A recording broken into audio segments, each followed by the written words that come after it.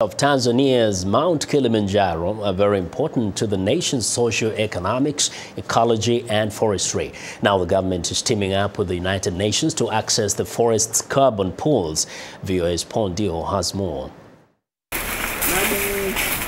Field workers from Tanzania's National Forestry Assessment Project, or NAFOMA, have arrived to take the tree measurements and soil samples near Mount Kilimanjaro in northern Tanzania. The team is collecting information on the number, size and quality of trees, as well as assessing the forest's so-called carbon pools, one of which is soil. Forest soils are a massive carbon stock.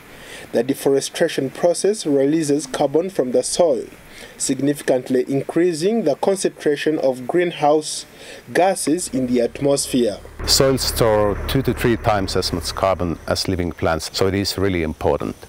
And the problem is that we don't know yet how this carbon stored in the soils can be released to the atmosphere if the land use, for example, changes from forestry to agriculture. Soil samples are brought to the laboratory where they are analyzed to establish the carbon content.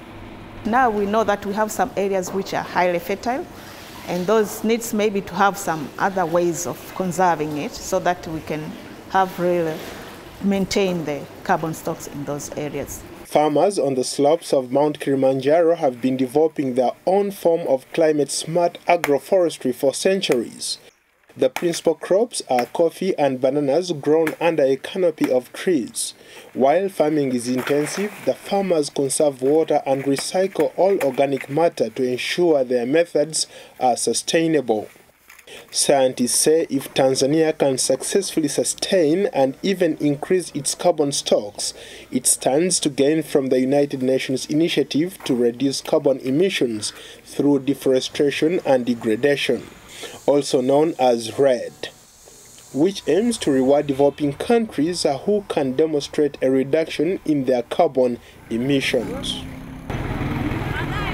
The main aim of REDD initiative is to try capturing the excessive carbon within the atmosphere to the forest. We will come out with the change, you see, the change of how much carbon has been added from the atmosphere to our forest stores. The soil survey being carried out here is one of the most extensive efforts undertaken in tropical forests to gather more information on the role of soils in climate change.